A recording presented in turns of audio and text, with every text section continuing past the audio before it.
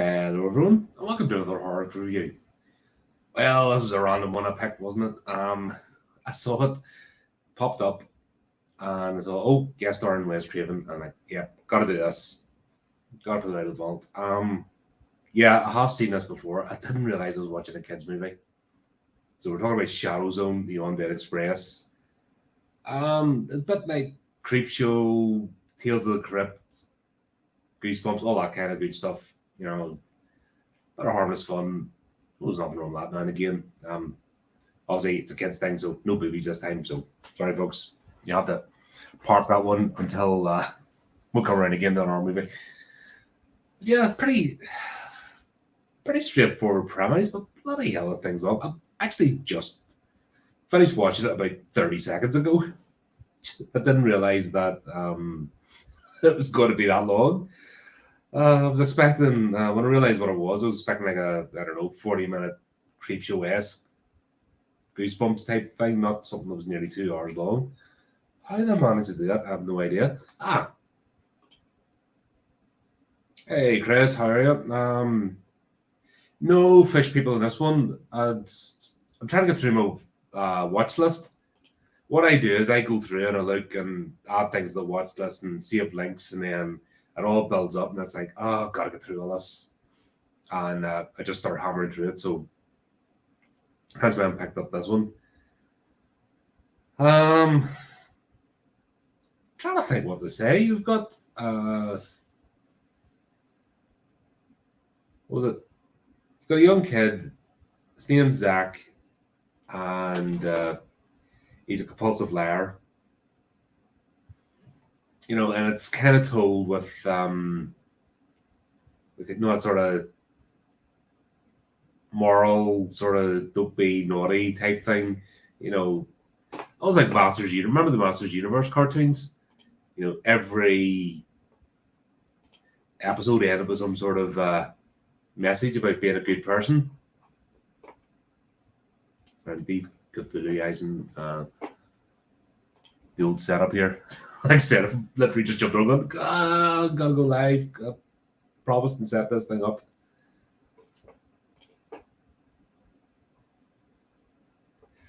Yeah, but do you know what? I think we're over the 30% because I think the last, God, 4 or 5 movies have been booby-tastic, and I think maybe one movie hasn't been. So yeah, I think I'm well on target for even out. Do a spreadsheet, go back through all the episodes, do a wee spreadsheet there, and just tally it up. Let me know if I'm going right or wrong. I'll do the job.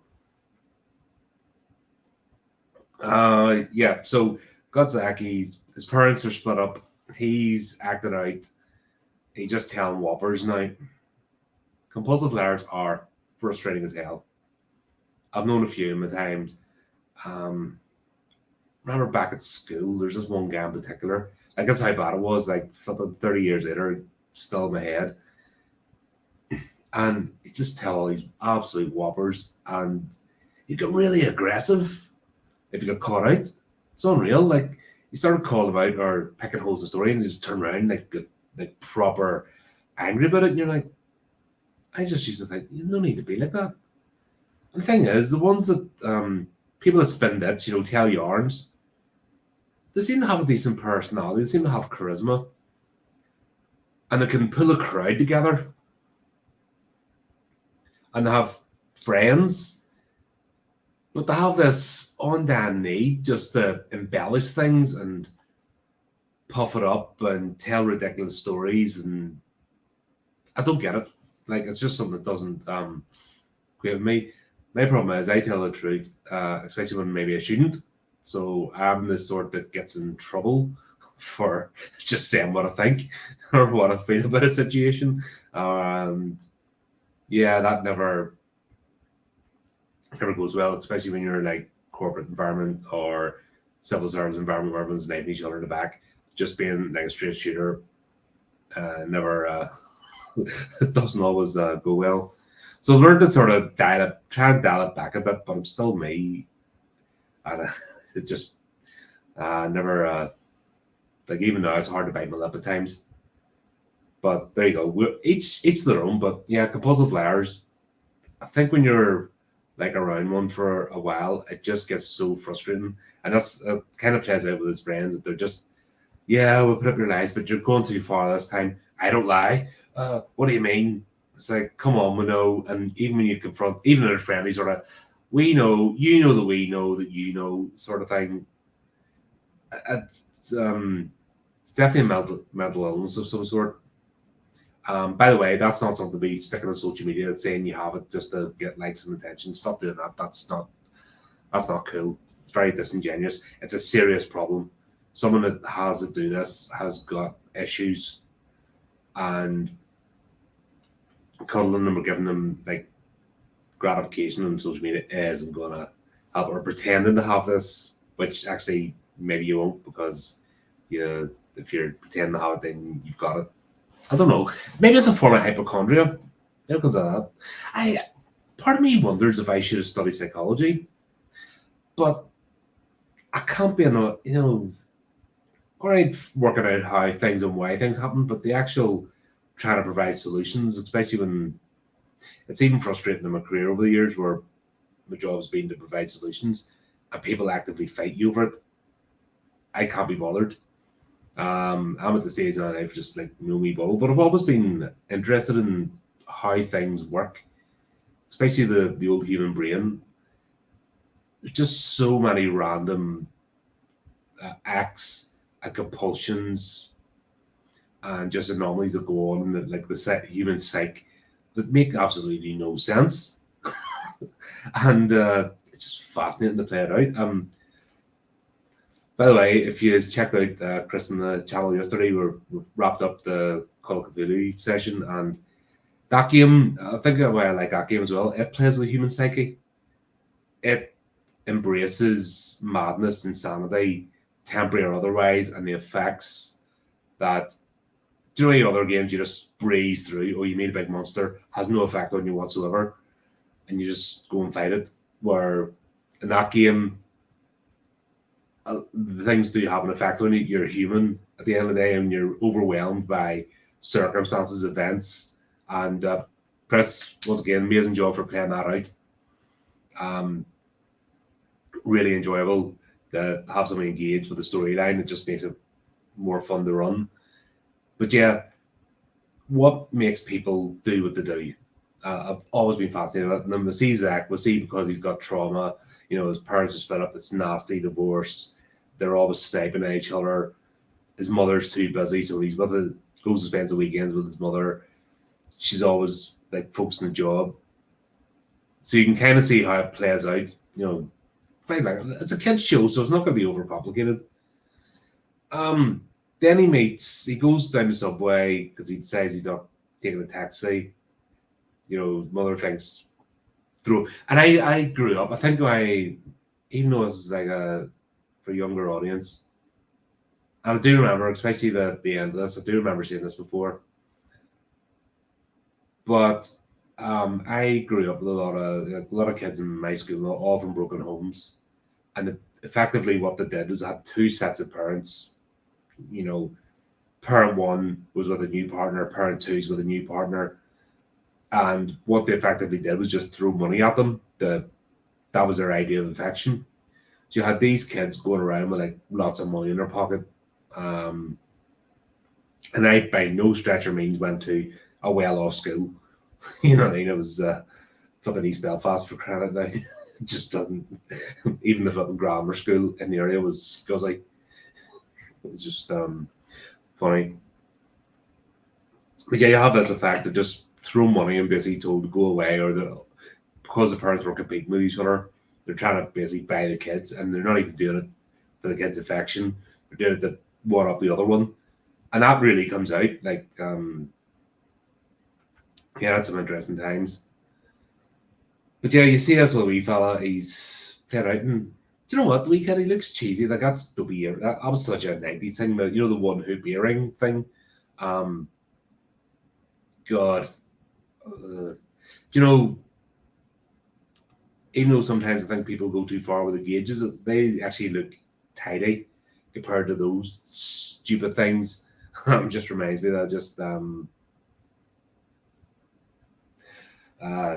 fashion, eh? Gotta love it. But yeah, he goes down the subway, he goes on the wrong platform, he bumps into a vampire, and then he's saved by this guy called Valentine, who's doing the whole top hat and tails, the swishing cloak, the cane, all that good stuff. If you could think of any more stereotypes, that's it.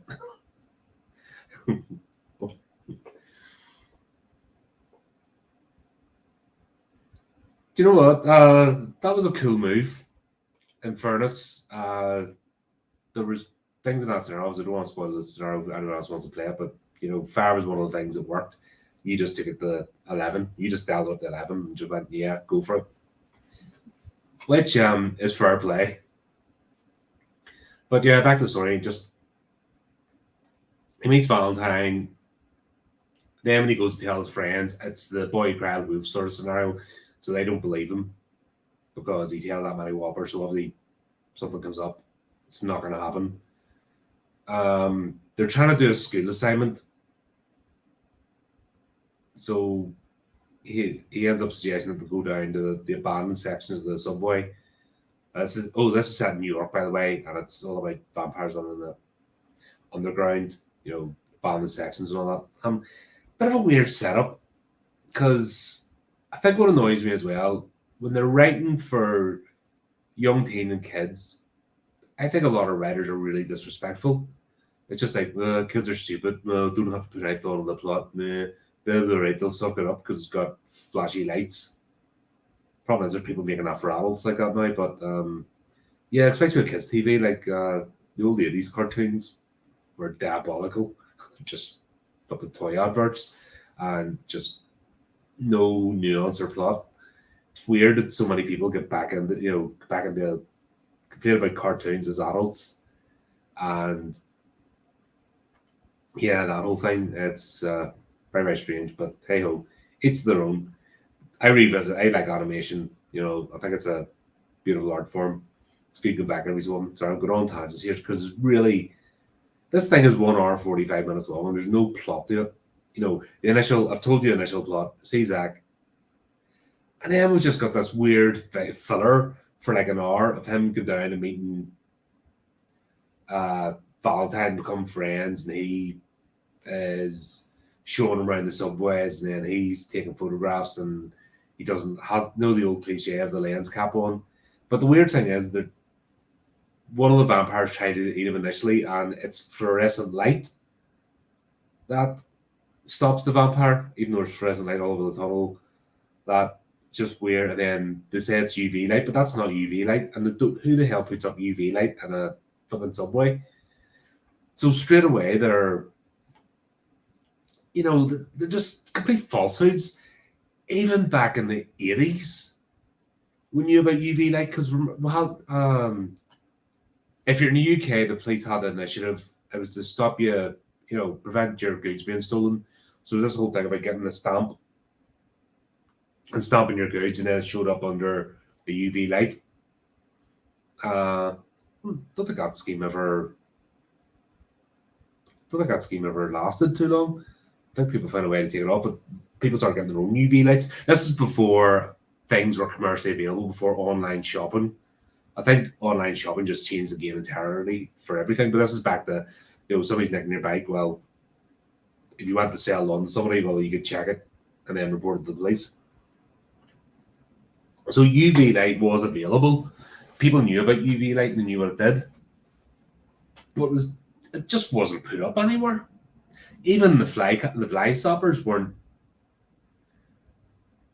UV light, because at the end of the day, if you have that about, you get people sunburned because it is ultraviolet rays. That's the whole point.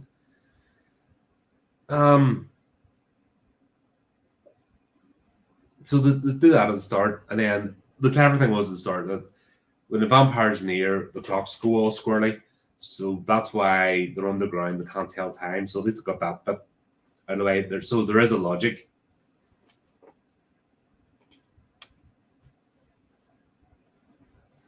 Yeah, people forget they were kids themselves, I think. I remember being a kid. I hated being a kid. Didn't like kids when I was one. I'm not a massive fan, but at the same time, you gotta. They're the next group of adults. It's the next generation, and we see it now with this dumbing down. Right, there's a difference between simplifying a plot and dumbing it down, and there's a difference between as well treating your audience like they're idiots and they're not going to look up things. And I think that's what is the sort of disconnect between the creators, especially the corporate world, because that's where all the knuckle draggers go with no talent. There might have been somebody with talent that initially set up said conglomerate company.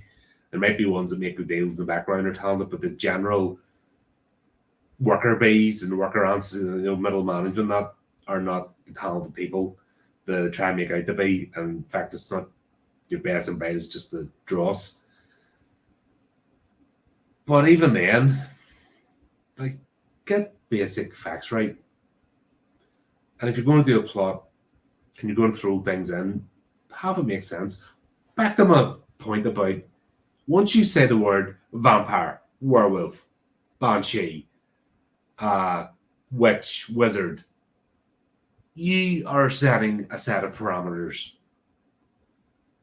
and you gotta respect them, because that's the way the creature operates. Or why call it one? Zombie, the other one. Once you set those parameters, then that's what you're playing with, and there's nothing like count the Steve and I are going to be doing a stream once I start, because there's a lot of notes we're going, because Renfield came out, we're going to do the history of Dracula, not vampires, but Dracula himself in cinema. We're planning that one out. And even just covering Dracula alone, there's hundreds of movies, material, books. That's not counting what's in the vampire genre, expanded out, werewolf genre, you name it.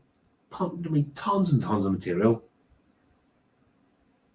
And people still enjoy it. So you've no need to reinvent the wheel. You just tell a refreshing story and use the horror aspect, the creature aspect, as the icing. Adam said it best when we were doing one of our Clive Barker slots. Horror is a storytelling device. That's why you've got horror comedy, horror, psychological horror, supernatural horror. That's horror is the method of storytelling. It's a storytelling device. So the actual plot line is still the same. You can still tell a romantic story, which most vampires, traditional vampire stories are. They're love. Werewolf, the Wolfman, that was a love story, because it was the love of his partner that stopped him turning. So you can tell a romantic love story. The horror is a sprinkling, which makes it tragic, but also shows the overcoming of adversity, because the supernatural creature, or what the type of horror is what makes the challenge. And I think people forget that. I think they just stick these labels onto things and just throw it out.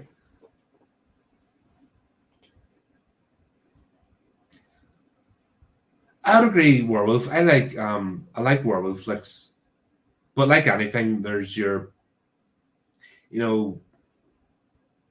one of my favorite werewolf flicks is Dog Soldiers, and the original American Werewolf in London. Those are sort of the best. A lot of hype's made about the Howling series, but I barely remember the first one, and the sequels are absolutely terrible. But I also like, it's hard, I think, like Lovecraftian, I love that sort of ethereal horror. I love sort of eldritch being, something from another dimension trying to break into the world. And actually, it's a focus a lot of my own writing. I love that kind of idea of something pushing through into this world be the reason for good or for ill. And that's kind of the whole, those creatures though can be anything.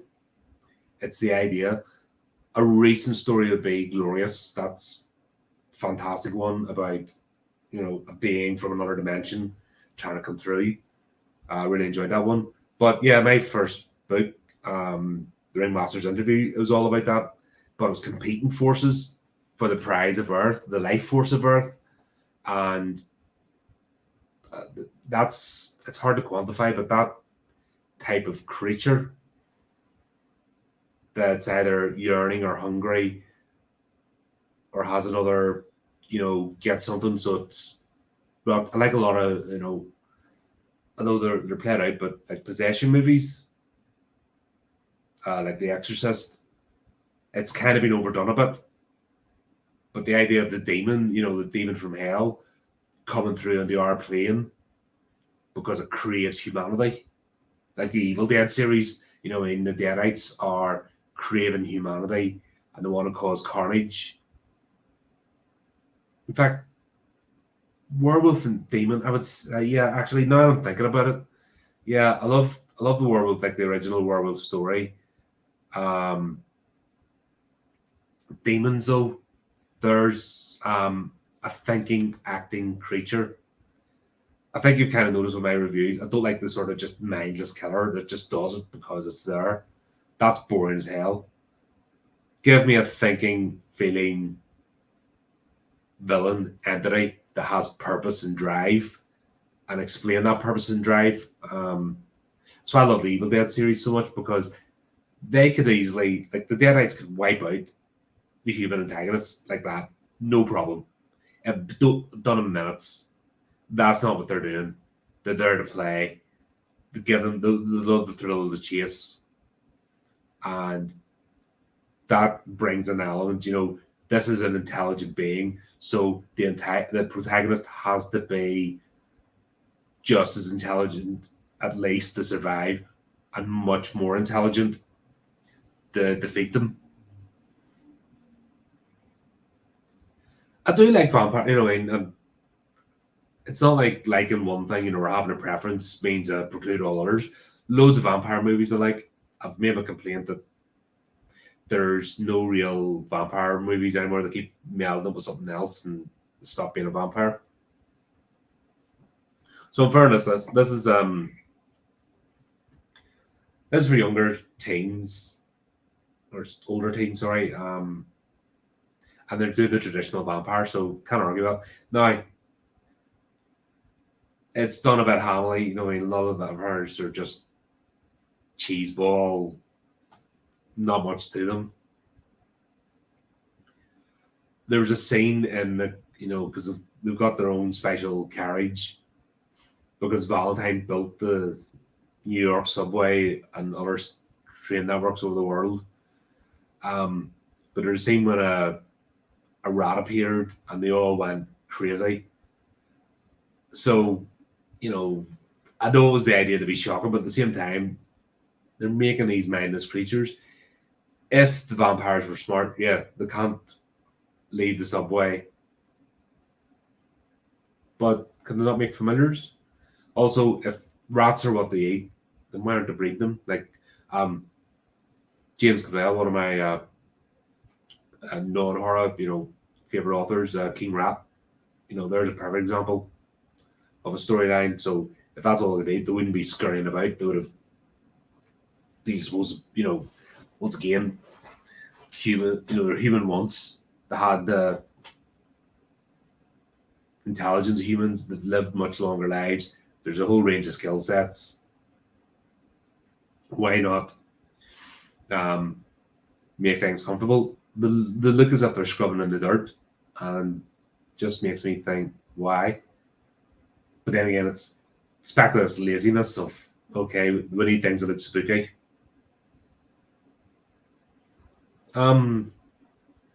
Yeah, so this whole plot line goes along for quite a bit. And he's showing him all the special places and that and stuff, and yeah, he takes a photograph of him and all that kind of haha, testing each other. Fair enough, but They could have condensed this down. This didn't need to be this long. I was definitely struggling towards the end. And when I remembered the sort of the ending scene coming up, and like, oh yeah, I've seen this before. And I think the same thing's going to happen. I can't remember much of the plot because there wasn't one. There's one scene where one of the other vampires, I can't remember. Hang on, call me out.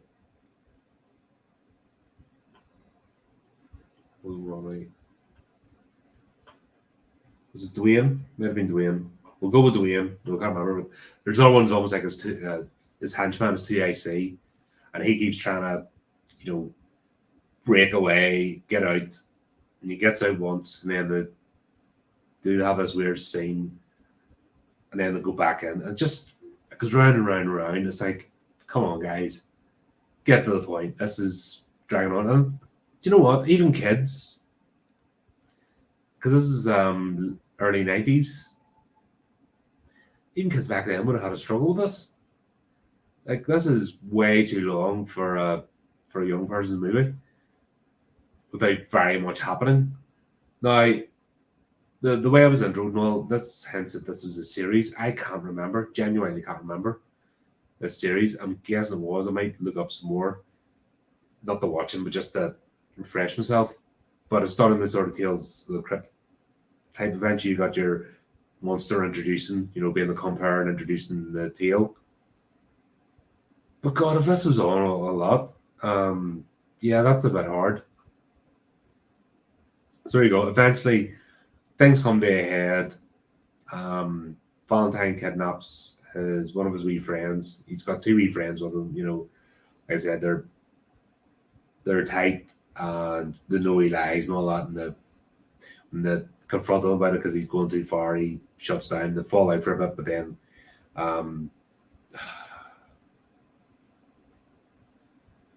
is it Gabe? Gabe or JT? One of the two. No, Gabe. I think it was. She gets kidnapped. So that's luring him back in. Then he agrees. All right, I'll let you out of the. Yeah, where's my mouse? Yeah, it's that sort of vibe, but it's like a younger version of Creepshow. Yeah, I did watch it, but once again, I flipping can't remember. It's been so long. Been so long since I watched it, and then again, is it one of those ones that won't hold up?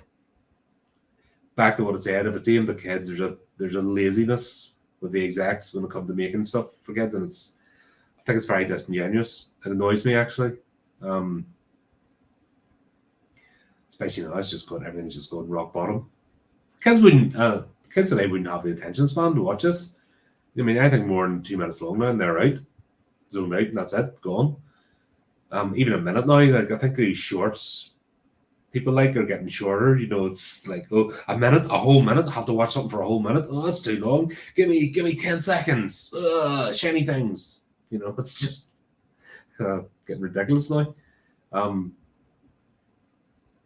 But yeah, that whole thing, kids and coming up against monsters, it's always fun. But tell a good story. This one was all right, but it was kind of a sleep along. But we get to the final thing where the bargain is made. They'll be left alone if he lets them out of the subway where they're trapped. And apparently it's this one fluorescent light is blocking them from the switch to change the tracks or get across. So he agrees to do it. But switches off the light, they all board the train, choo-choo, way to go. And then it turns out Valentine's tricked them. They go out into the sunlight because he can't leave them alive because they're desperate to get out and cause carnage. They've got this all cheesy, like gooey vampires either exploding or melting, or they all do it differently. Yeah, and that's it. Wes Craven's in this. He plays the counselor, so he's in 2 scenes. Fair enough. That's what had me intrigued about it. He's alright. He wasn't playing like super role. He just saying a few words and nodding that, but good to see him again. You know what I mean? Definitely Wes Craven. He's definitely one of the directors that contributed a lot to horror. I would say he would be responsible for bringing horror a bit more to the mainstream. Where a lot of time horror shows in the background. He's the one that, flipping blockbusters, sell out tickets at the cinema.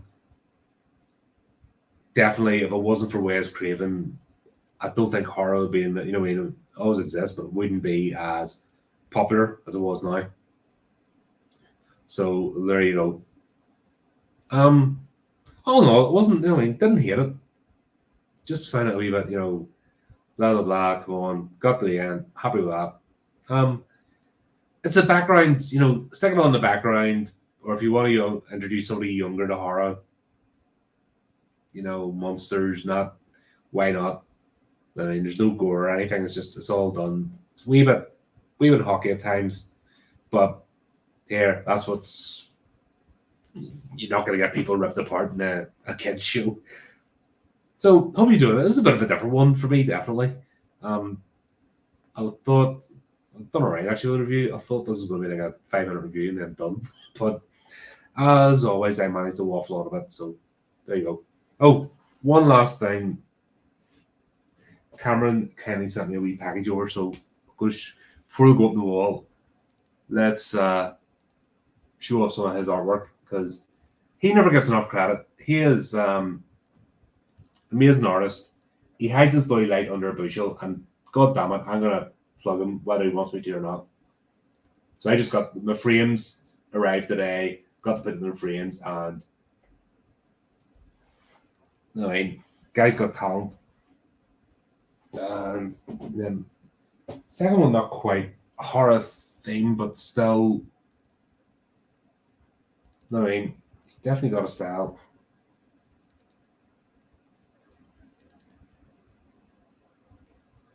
So they'll be joining the backdrop. You get this wall finished and getting well. I was sharing one of the older videos and just put it in the shorts and flipping. The thing was sparse. Remember this wall starting out with the 1 or 2 bits, and now we're getting there, getting like for the junk because love it, love cheesy stuff. And also, if you get bored looking at me, you can look behind and see something a bit more interested. You know what I mean? All works. But there you go. Wee bit of a technically an unboxing and a plug and a review because it's an offensive show. You know what I mean? That's result. It's not meant to be anything.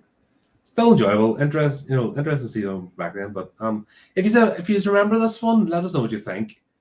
Because it's been around for ages, so there's a good chance you might have watched it. If you haven't, I've stuck a link in the description anyway. Check it out, and why not? If you do, let me know what you think. Did it age well? Does it fit in with today? Is there a message? Not in the messages and stuff, but the whole idea of telling the truth, not alienate your friends and sort of dealing with heartache. Is that's still in there? Does that still resonate with people today? Those sort of things. Were the vampires convincing as vampires, or were some of them too hammy? Be interested to hear your thoughts. That's what the old comment section's for. And by the way, Mr. or Mrs. Troll, whoever it was the last time, put the rude one on. Yeah.